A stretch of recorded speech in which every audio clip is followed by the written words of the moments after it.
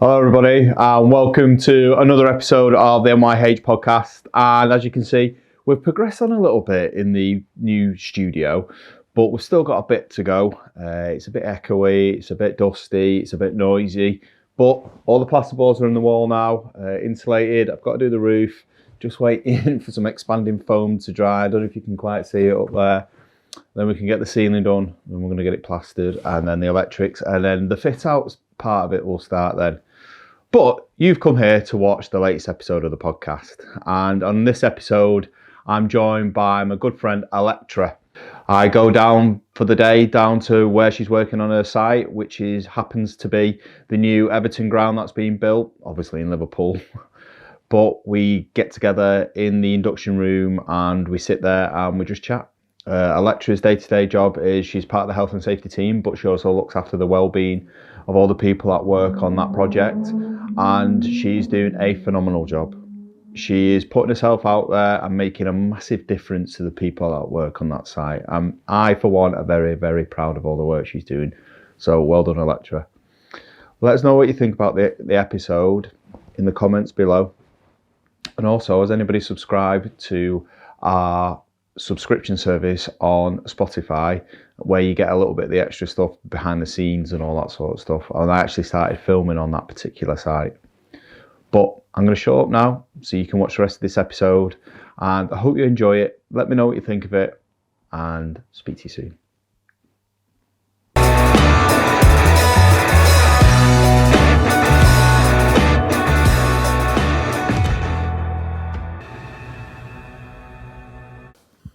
Get rid of this bit. Hello everybody and welcome to another episode of the NYH podcast, and on today's one we're out on location again. We're in a bit of an echoey room, but that's okay, we can get over that. We are on a very special site actually today. We're on Everton's new ground that's being built, which is all being built just outside there, and I'll put some pictures of it up in a minute. But I'm here today with Elektra. I spoke to Elektra, well, you actually messaged me, didn't you, I think through LinkedIn, back in the summer about coming together and doing some work together. And this is about my third or fourth visit now to this particular project, and you're doing a fabulous job of helping everybody on this site with their well-being, and everybody else that you work with as well. They're passing it on, and it's great to see. It's great to be part of. But Elektra, welcome to the podcast. Thank you. I'm excited to be here. So you've not always worked in construction, have you? No, I've done a whole host of different jobs. What have I done? I've worked in hospitality, I've worked in a gym, I've worked in sales, worked in a call centre, and then it was about 6 years ago now, a friend of mine told me that there was a job going, and it was on Manchester Airport for Laing O'Rourke. I thought, yeah, sod it, why not, we'll apply, and then absolutely found my feet. Love working in construction, love the people, love the jobs we get to build, love the atmosphere on site, just everything amalgamated together is a bit of me, and I enjoy it. And you've never looked back since? Absolutely not, no. You were telling us a story before about when you were on the airport and you were the first apprentice, but not only the first apprentice, first female apprentice on that site. Yeah. So they had you putting the last bolt in on the last piece of steel that was going in, and the cameras were all there for you. Yeah, I got asked to do one of the press releases, and it was, again, just as I am now, myself, so I was very, very nervous, and I had to stand with a big comical spanner tightening the last bolt in the steel work, but it was good. It was good exposure, it was good to be there, it was good to do, and the only thing that weren't good was that they spelt my name wrong on the BBC interview, so I was Elektra Potts for a couple of years, but yeah, now there is a 7-foot tall poster of me in the airport that I got promised would be a little feature poster hidden somewhere in a back corridor, and now every single one of my friends that goes through sends me a little selfie with it. So not only are they going away on holiday, but they're also sending you pictures of being away on holiday. Yeah, so yeah, I get the joys of that, but even that, it was a really, really good project to work on, to start out on as well. It was my first job in construction, so I started off in administration, so I did all the security clearance and stuff for everyone coming on the airport, and it was good exposure. I got to know loads of different departments and areas of construction, got to speak to so many people, and then kind of naturally fell into the role that I do now. Yeah. Not all of it, because I do occupational health as well. Yeah. But the well-being side of it, because I had to speak to everybody, it just fell into place, and I'm a naturally chatty person, for want of a better way of putting it. I think your personality fits to it, because we were having a bit of breakfast before in the canteen and everybody's coming up and having a crack with you and having a chat and can you help us with this form and I need to do that and have you got that in time and don't forget you've got this course to go on next week and everything like that. Everybody seems to, you're very approachable, I think. Yeah, I think it's again an amalgamation of all sorts of things. So I grew up in a pub for about 8 or 9 years, and my parents managed a pub, and I think I was 5, 6 when we moved in. So I would just strut about the pub, speaking to 50, 60 odd year olds like they were best mates when I was dead young. So this kind of environment is what I know and what I'm comfortable in, and I enjoy speaking to different people, different walks of life, and hearing all the stories and everything. So I make a massive conscious effort to get to know new people, to get to know everybody that we're working with. And I think naturally, because I was admin for so many years, like your job is to help people. Yeah. So that massively feeds into what I do now and why I do it as well. So, And I think that people have the wrong perception of people that work in construction. They think they're all loudmouth, obnoxious, and they want to swear all the time. And yes, a lot of them are like that. But then at the same time, there's a lot of people that are just want to have a chat and have the crack and everything like that. And it can be a very masculine, macho world out on site. 100%. But at the same time, there's no reason why we can't sit and have the conversations that you're encouraging everybody on this, not only this project, but people within the Laing O'Rourke group to actually start doing. Yeah, I think there's a lot of things that feed into it, and I think people's perception of construction is one that still holds it back a little bit in my eyes. And because you hear about people talking about traders, and you get certain types of people that work in construction, but I've met some of my favourite people from jobs like this. Like my best friend works with me, and it's amazing.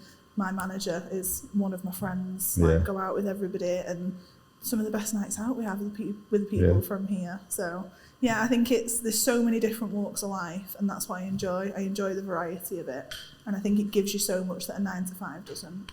Yeah, definitely, because you're with the people that you work with more than you are with your own family. 100%. And when you surrounded yourself with people that actually make you feel welcome and part of a team and an enjoyable place to work, it just makes it that little bit easier, doesn't it? Definitely. And I think because, like, when we was on the airport, there was over 1,000 people there. Yeah. And naturally, you get so many different types of people, whether it's age, personality, race, whatever it may be, that it's hard to not be inclusive of everybody, because you don't get somebody that's exactly the same as you. So I think the perception of it is a bit skewed from what it actually is when you're in it and when you're working in it. Yeah, because for me, because I left school and pretty much came into construction, it's all I've known really. But with you, because you've worked in other sectors and you've come into it, you can see the difference. Were you apprehensive before you came in? Oh, like I was so nervous. I'm a nervous kind of person anyway. Like I don't show it a lot. Well, you've worn that floor out of there. Well, that's a different nervous. But no, like I do overthink things, and I think, oh, what's going to happen? What's it going to be like? And I like to know what I'm going into. And because it was totally the unknown, like I'd never... The only thing I knew about was construction was the guys that used to come into the pub when I was young, and they were all my mates. They were all my mum's friends that she'd known for years, and so that was easy. But then to come on a project where you think, oh God, there's going to be 1,000 people working there. I'm going to have to speak to 99% of these people daily, going through whatever it may be that they need help with or assistance with. And then, like I said, I just found my feet with it. I just really fell into it. Everyone was dead easy to talk to. Everyone was dead nice. And I think the thing that invited me in the most was everyone's dead keen to tell you what they do, because they do it because they're passionate about it, because you have to be.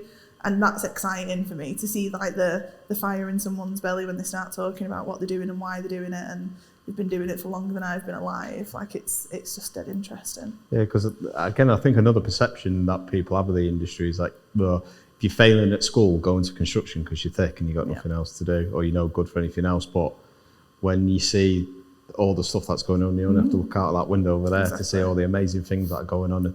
And that there's, well, I'm just looking at that picture behind you. There's 1, 2, 3, 4, 5, like 6 cranes, 7 cranes out there. Yeah.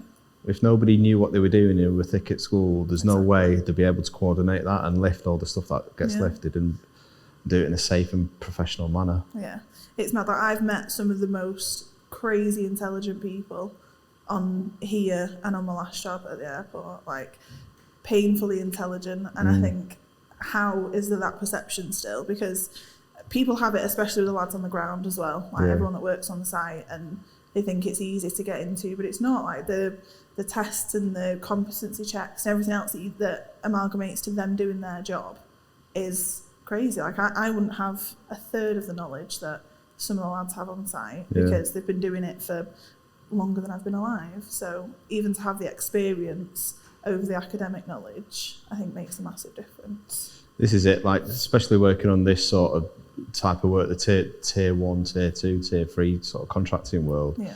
You've got to have your systems of work and everything in place, and you can feel like, why am I getting sent on another course again, and why have I got to do another this, that and the other? But it's all so we can go home safe to our families every single day. Exactly. It can be tedious in one breath, but in the same breath, I know there's been a few incidents where either whether it's a first aid incident or it's a lifting or something that's gone on out on site, you think, oh, actually, I know how to deal with this because I've had this training and that's gone on and that's paid off and saved people's life or stopped accidents happening and things like that. It can be very frustrating, but at the same time, it is there for a reason. And it's one of those things that you only realise it's worth when you need to use it. And I think that's the most poignant thing, because people think, oh, why do I have to do this? Why have I got to do that? Like it's a tick box exercise or whatever it is. But it's when somebody has a cardiac arrest on site and that person knows how to do the CPR on them, or when a machine malfunctions and they know how to rectify it. And things that do literally save people's lives is so important. I guess that leads us on quite nicely to the role that you do now within the wellbeing side of things that I think a lot of people don't realise, and myself included. For a long time I was like, I don't have time for that, I don't need that, and it wasn't until it personally affected me that I thought, right, I need to do something about this. And people can have the perception of, I don't want to talk about mental health, I don't want to talk about well-being, I don't want to. It can be even simple things like trying to help somebody to stop smoking, because it can have that effect and make them feel better, or overeating, or too much drinking, or drugs, or whatever it is. It's not just the mental health side of things that you look after, is it? Yeah, no, it's all encompassing, which is good because it allows you to broaden the horizon in your conversations that you have and how you speak to people and how you approach it. But so like I say, to start from the beginning, when I was at the airport in admin, obviously there's a big team of us, and the health and safety lead for the airport approached me towards the end of the job and said he thought I'd fit quite nicely for the occupational health and wellbeing role on here on Everton. So I thought about it. When he asked me, I was like, oh, I'm not going to be able to do that. Like, I don't know what I'm doing. But then since then, like I've kind of really fallen into it, and I enjoy it, and I've learned so much already, and we've only been on here for 2 years almost. So it's all encompassing. So I do the health side of it, I do the occupational health, and making sure that everyone protects themselves, protects everyone else around them, knows the risks, knows how to control it, knows what we do to put in place before it even gets to them going out on site. But then I look after the wellbeing side of it as well, so I wouldn't even know where to start explaining it. But again, I think it stems from being on the airport and forming so many relationships with people that it didn't feel like that's a part of my job. Like that's the bit that I enjoy the most, because I just get to speak to people and have really nice, normal, natural conversations. Sometimes they are difficult conversations, but I know when people come to me, it's because they feel comfortable enough to, and because we've got that relationship, and that's part of the reason why I make such an effort to go and speak to people, say hello to people in the morning, or just let on when I'm walking past, whatever it may be. And you don't realise how much of a difference it makes. I'll stick the finger up at them, but I'll spice it up every now and again. You couldn't do that in hospitality, could you? No, as much as I wanted to, but no. But this is it. I think sometimes it can be overcomplicated, and people think it needs to be this a certain way and done a certain way, which in some cases it does. It does need to follow procedure. But on a whole, it generally is just you're right. Yeah. And that's the biggest part of it. Like the people that I've supported through some of the worst things have started from you're a bit quiet, what's going on? Yeah. Everything okay? And it's just that starts it off. And I didn't realise it until I'd done it 1,000 times over. I was like, oh, yeah, like that. That's why. That's what it's from. That's where it comes from. But I do it when people say to me, "You're right, yeah, I'm good," because you're in a rush and you just carry on. And then when someone goes, "No, what's going on? Are you all right?" It makes you check in with yourself because you think, "Oh, was I different then? Am I not my normal self?" And then you have to kind of do that little internal check-in, and that's what I try and do with people. Not in a poking and prodding way, but I don't like it when I see somebody and they're a bit off, they're a bit different than normal. I think, oh, what is it? Can I help? What's going on? And I'm a massive, a problem shared, a problem halved kind of person, because I'm one of them, you just have to have a good rant about something and you think, right, I've got it off my chest. I'm all right now, feel a bit better. So if I can do that for somebody else, then 100% I will, because it costs nothing to me. It's going to make somebody else feel better. So this is it. 5 minutes out of your day can be the difference in somebody's life. Exactly. So we'll talk a little bit about, we're talking a little bit about the job that you do now. Do you feel like Lang's are allowing you to have as much freedom as you can with it, within reason, to do it? Yeah, I think because it's one of those things where there's not a guidebook on how to support somebody through their well-being, because everybody's so different. So on the project, obviously my manager and then the project director are really supportive. And I always, for my own sanity more than anything, kind of check in with one or both of them to make sure they agree it's the right course of action, it's the right thing to do, it's the right thing to say, whatever it may be. But they allow me to kind of judge it, call it, and then as long as I'm checking in and they know where everything's up to and what's going on, then they're more than happy with it. So because as much hard work that the likes of yourself and others that are doing out on the side of things, a lot of it needs to come from the top. It needs to come from leadership to enforce, well, not enforce, that's not the right word, but make sure that certain things are done out on site and checks are done and make sure everybody's out on site, because physical safety is rammed down your neck. You've only got to look out the window and the guys have got 5-6 point PPE on to just walk through the corral gate to get out onto site. And we get told about drugs, alcohol, everything, that make sure that you haven't had any of that and you're in a fit state to work. But you may tick all those boxes, you may not have any substances in your system, or you may not have taken any drugs or alcohol, whatever it is, but you might not be in a good place. And I think that is just as much of a danger out on site, and especially when there's so many elements out on these big sites. One wrong move or one slip of concentration can quite literally be the difference of life and death. 100%. And I think that's what a lot of people don't realise, because for years there's been a pull your socks up and carry on kind of attitude in construction, and it's slowly coming away from that and changing its pace a bit. But I think it's the keep your head down mentality, just crack on with it, don't be moaning about everything. But the job itself is so physical and so demanding for everybody that works on site, and to have all your stresses from home, your work stress, everything else, on top of that, everything going through your mind 100 miles an hour, can be devastating for somebody. And you, like you say, you've only got to walk through the gate to go on site, and there's 100 risks within 10 feet of you. No matter what you do, there's massive pieces of plant and machinery, there's big lifting operations, there's excavations, there's everything. So to minimise the risk to yourself, you need to be on your game. You need to make sure that your mind is present as much as you are physically. So whatever we can do to assist that, then why wouldn't we? This is it, because it might not be a work-related problem that is giving you the stress, the anxiety, that's distracting you from what you're doing. It may be something at home, but that's not to say that the people that you work for or you work with can't help you with that. Exactly. And I've never been a big, when people say, leave your problems at the door when you walk in, I don't understand that. at all, because I think how can you can't switch your mentality when you walk through a door, like it's impossible.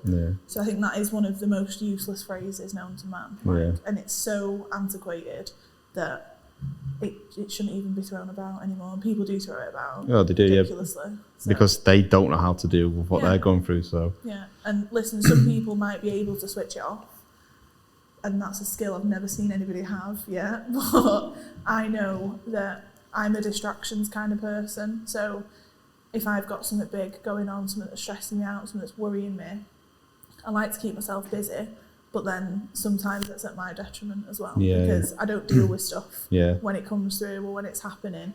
It's in a few months' time when I think, oh, why do I feel shit now? Why am I a bit pissed off, or whatever it may be?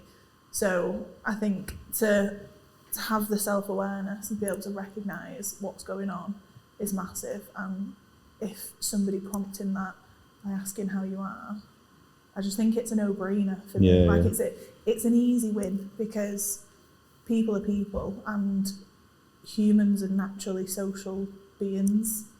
Some more so than others, and that's fine, but you get everything that you need from other people, I think, personally.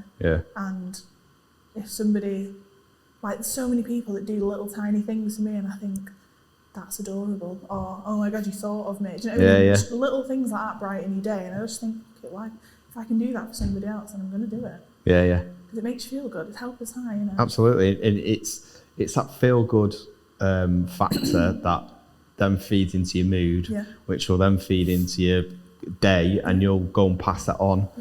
As much as the ripple effect of feeling down and out and crap and everything can affect you, you can flip it and turn it around and feeling good and passing that on. And if you're in an environment where people are doing that for you, or doing it as a whole, it makes it just so much easier. Like you said before, you spend so much time here with people. Like the amount of hours that you clock being at work, so what you do, having like quality time, not being dead on the couch after you've finished the day's work, but quality time with whoever you live with, your family, your friends, whatever it may be.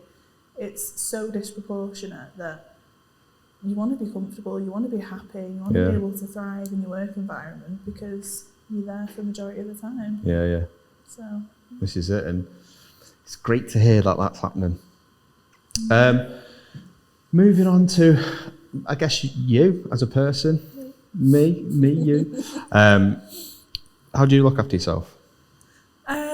Or don't you look after yourself? I don't. Not very good at it. I get really stuck into looking after everybody else, and like I said, for me it's definitely helpers high. Like, helping somebody makes me feel good, and I am a bit of a fixer, so I will do all the little things that I can and please everybody, but then I don't leave myself a lot of time, which I get shouted at for regularly. So only recently, over the past few months, have I like properly been held accountable off my friends and my family, and sort yourself out, take the time, check in, you included, like whether it's on a phone call and I've been ranting about something, you're like, okay, you need to look after yourself, you need to do this. So just started doing a few little things, like as simple as checking in with myself, seeing how I am after a day, what's made me feel a bit shit, what's made me feel good, and just doing little things for me that I would never have done before, and it has made a massive difference. Like I think it was only last week I said to Kinga, one of my friends, that I feel a bit lighter because I'm doing all these things, and it's nice to have that feeling when you feel like you've got a bit of a spring in your step again, and you feel like you I can do that. Like that's what it's about. And so. And this is it. So you can be present and you can be there for everybody else, and you need to look after yourself to be able to do that, because you've just gone through some stuff just after Christmas, and you've been able to deal with it a lot better than you would have a while ago. So for backstory, before Christmas, I think it was 2 or 3 weeks before, my grandma passed away, and my grandma was like the matriarch of the family. Like she held everybody together, sorted everything out, and she was a fierce Yorkshire woman. So she just cracked the whip, got everyone into shape, and she was just my favourite person, like all-time favourite person. And she passed away just before Christmas, and hardest thing to go through, like just to understand that she's there and then she's not, was heartbreaking in itself. And it proper me up, for want of a better word. It really did. It messed with me. And even now, like, I'm not A-okay, I'm not back on it fully, but it's just coming to terms with it and accepting it and understanding what I need to do to, like, get myself back to me again. But the only thing that's made it any better is having my mates there and having those people that know me inside and out, and going through it with my family, with my mum and my brother and everybody else, and making sure that we all know that we're in it together.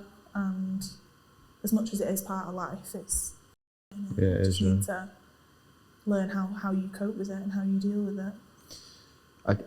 Part of it, I guess, is learning to accept and let your guard down and let yourself heal. Yeah, absolutely. And let yourself, especially with grief, let yourself grieve. Yeah.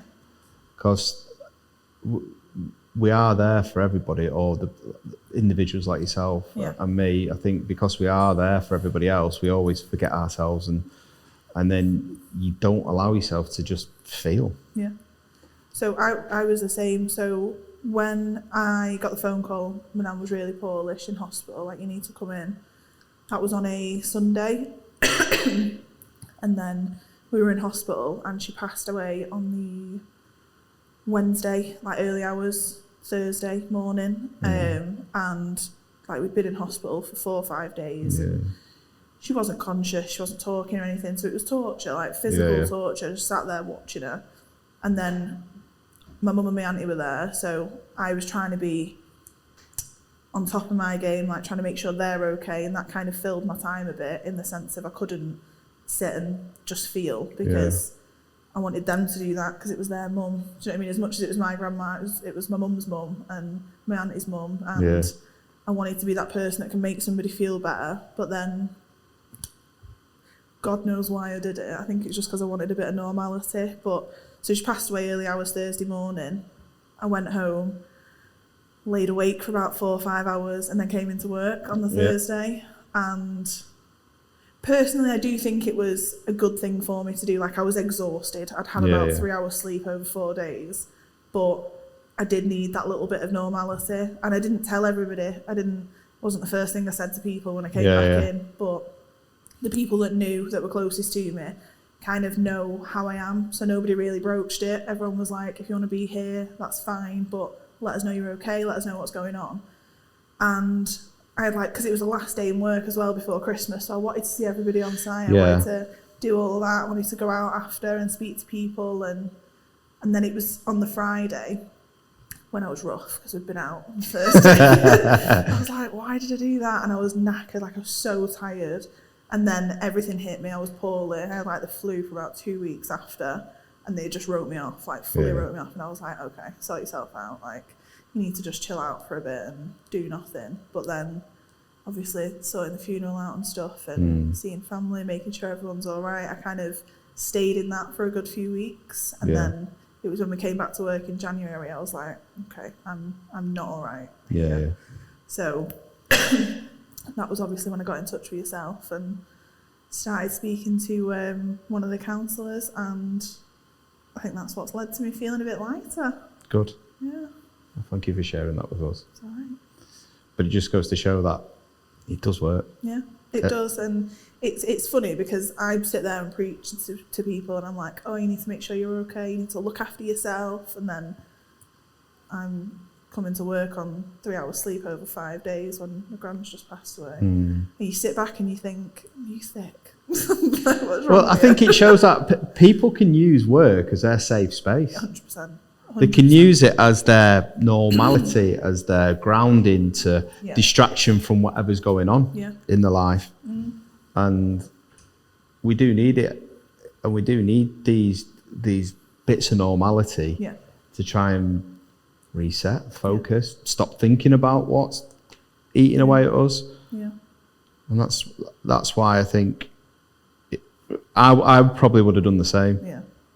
I think it's one of those things that when you're in it, you think, I'll be fine, I'll be all right. Yeah. But all the things that, it's just lucky that I could come in that day and I could sit in the office and I could speak to people, and because it was the last day in work, like it wasn't a working day. Do you know what I mean? Everyone's having food downstairs. We do like a big Christmas dinner and stuff. We did like an awards thing, so that was nice. And you get to have the jokes and have the laugh with everybody. But you don't realise that being that tired, being that mentally distracted, being physically drained because I've had no sleep, like the effect that it has on you.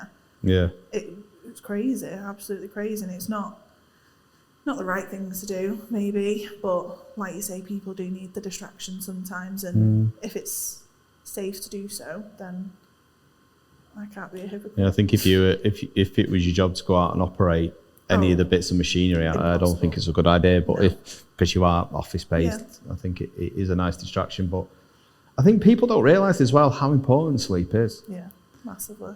Because they can get up in the morning, like, especially, what time do you leave the house in the morning? About 5:45. What time do you get in? About 6:30. There you go. So you're out the house 12 hours, you're out on site at least 9 of those hours, aren't you? And people, I'm the worst for it. I'll be sat at the desk editing stuff or pricing up a bit of brickwork, and I'll be like, it's 1:15. Why am I'm up at 5 in the morning? Why am I still sat here? We'll pinch time that way, but we never pinch time to go and have a sleep and go and have a bit of a rest day. Like we were speaking in the canteen before, and I said, "Oh, you up to anything this weekend?" And you were like, "Actually, no. Yeah, I'm going to do nothing this weekend. I've had a busy couple of months."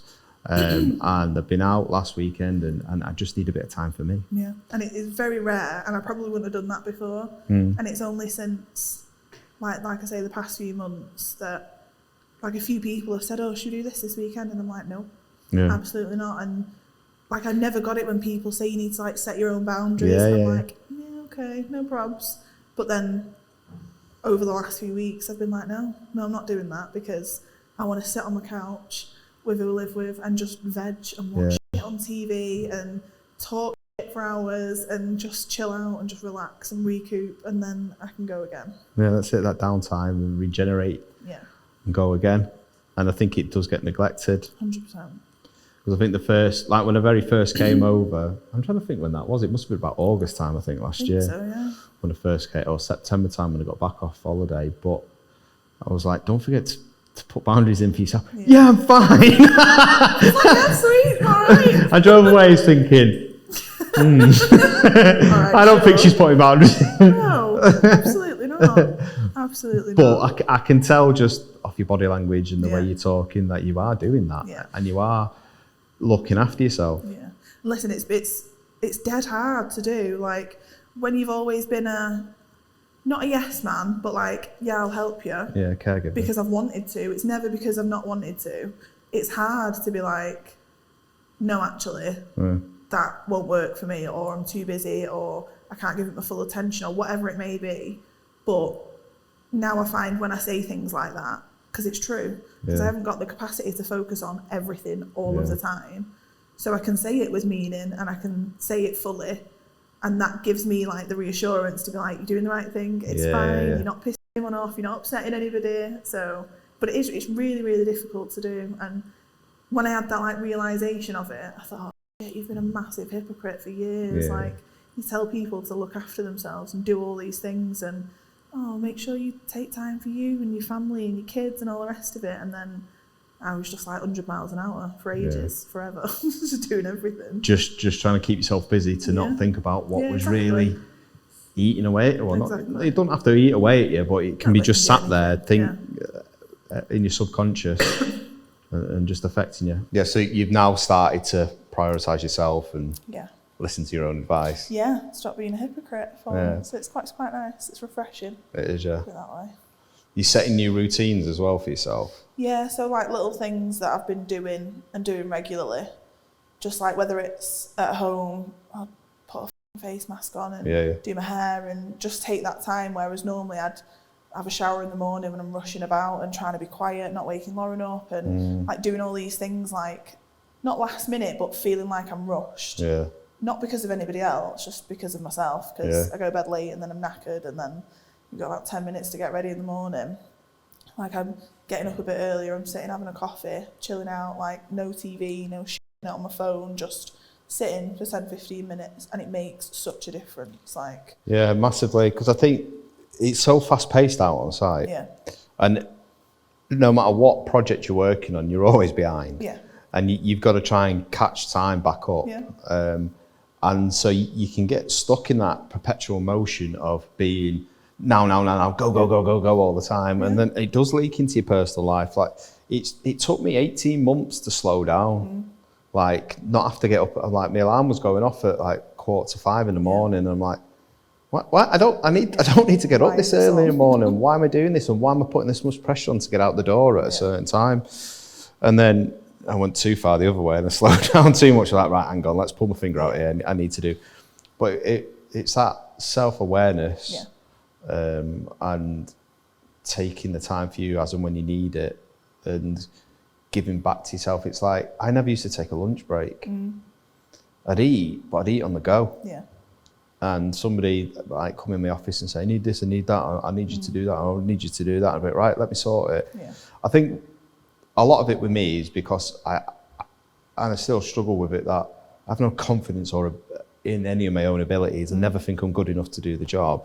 Even this side of things, I mean, you got to see how many times I'm checking cameras and stuff because I'm petrified I've done something wrong. Yeah. But I used to do that out on the site, and I used to think, right, I'll do that now, so don't forget about it. Yeah. And then somebody's not going to come knocking on my door and say, man, you done this for me. And whereas towards the end of my career out on site, I used to say, I'll do it for you after. Yeah.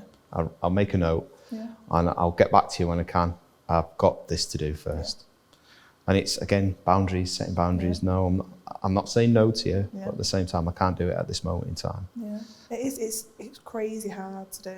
Like, anybody that says it's easy, hats off to you, because I've like struggled with it for ages. Yeah. And it's easier to say for one. Yeah, no problem. I'll sort it. You're fine. Don't worry about it. Yeah. And then you've got 1,000 things to sort for 1,000 different people, and you're like, where do I start? Yeah. And that's where you start feeling dead overwhelmed, and you think, how am I going to tackle this? What am I going to do with that? But like, I am dead lucky in work. So like I said, I work with one of the best mates. My manager is amazing, like one of the best managers I've had, because you go through life and you work in career, you get different types of people and that, but he understands like the way we learn, the way we work, and he works around us with that. So that's really fitting, and I think that's one of the biggest things for me is he's quite self-aware in what he does in work. So he knows when I'm got too much on, and he'll do something, or he'll be like, right, do this, focus on that, and like makes a bit of a plan with me, and he knows when I need to check in and all the rest of it. So having that like external source as well. Yeah. And then on the other side is my best friend who knows everything about me.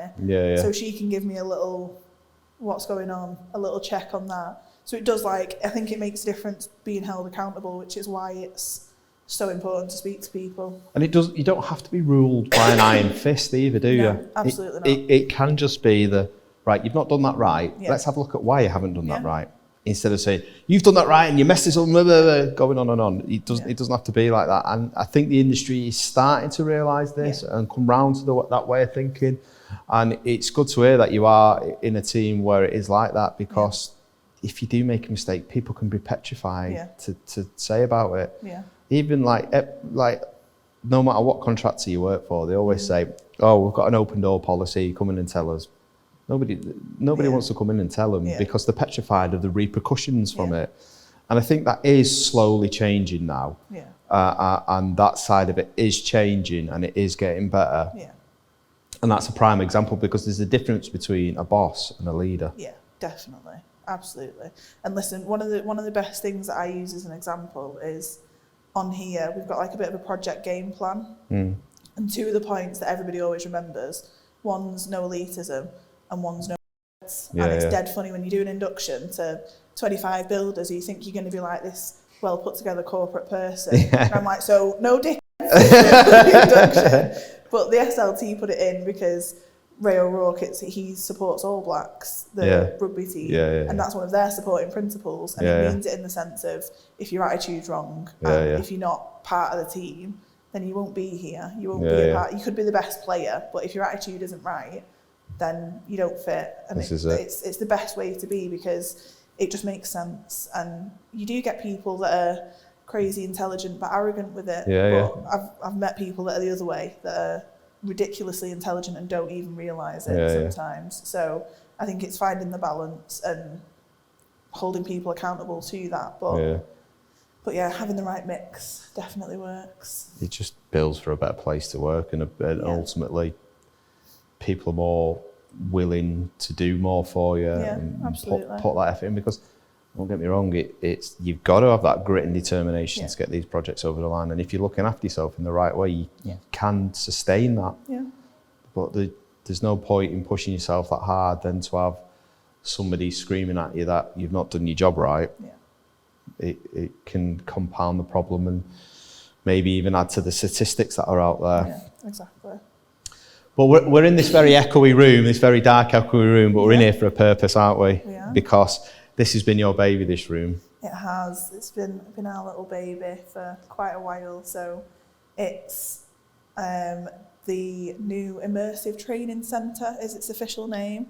So at the minute we do all of our inductions in here, and it's just, although it's like, to look at it externally, it looks like a couple of projectors on the wall, but the positives that it's added since we started doing it is crazy. It's unfathomable, because as soon as you walk in, like I bet yours did it, you walk in and your mind goes crazy with, oh my God, you could do this, you could use it for that. And that's what we did when we saw it. And so my manager had the idea and kind of fathered it for a while, and then it grew arms and legs and was this whole thing that we needed to focus on solely and get over the line and get all the induction content for it, and how to map it out, how to make it flow right. And it creates an open space. And obviously, even down to the seating, we had the seating done by the students at Liverpool City College, and people see that. And obviously, we're in Liverpool, so people live around here. Oh, my kid went to that college, or whatever it may be, and it just creates that sense of, okay, we're in it together. This is for us. This is for the people that go out on site and put all the work in. But it gets so many different messages across in the meantime. It creates a space for people to have to open a conversation about anything, like absolutely anything it could be, whether it's a question they've wanted to ask for years, or something that's just popped in the head because they've seen something. And it's really interactive, so we get everybody up and down, and there's quizzes and questions and little cheesy energizers they have to catch footballs and stuff, which I've already had Rob doing, by the way, which is amazing. But yeah, like it's incredible. I'm dead proud of it, and it's only when you sit and look back, or somebody comes in to see it, they're like, oh my God, this is amazing. It's pretty cool. I did that. Because you just get stuck in it, don't you? Yeah, you do, It's just all go, and then once you like get to sit down, like our project director does it, he comes down and he's like, oh, will you just come and show such and such the immersive? And I'm like, oh yeah, okay.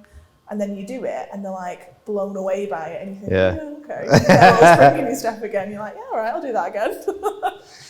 And people will come on site. I've had thousands of inductions over the years, and like it used to be read that, and then it went to somebody standing and talking about it, to a video, and now this is the next stage up from it. And it is like you say, it gets you up and gets you active, gets your blood pumping and that, which I beat her, by the way, at that game. Only just. Not that I'm bragging, but it's my first go in a one night, so. I just let him win. And it's just another innovative thing that you're doing. It is really good. And like one of the girls has started developing the CPR training for in here, and even that, like she's shown me the first throw at it, and it's absolutely incredible. And like at first you think, oh yeah, it's just a couple of walls, but to get up and be involved, and you have to pay attention, you have to listen to it, and you have to bring a certain level of energy. But then that carries through, because you go out and you think, that was really good. Like I feel better for it. I feel a bit more energised than if I would have sat in a room and nodded off while someone's talking to me for a couple of hours. So yeah, even we've delivered toolbox talks in here and like bulletins on stuff, and you were saying that you're using it for like the project modelling and stuff like that. Planning meetings we have in here as well, and again, I think because it's such an open room, you're not across a table from somebody. It takes that formality out of it as well, which is really good. And like the planning meetings that we have in here, I don't even think there's an agenda anymore, because everyone brings their issues, like if there's any clashes, anything that needs resolving, anything you need to be aware of, like everything's all in it together. So the agenda kind of fills itself, which is incredible for a meeting in construction. For there constantly to be things to be talked about and people that want to turn up, and like it's just grown. So many more people come to it now than when it started.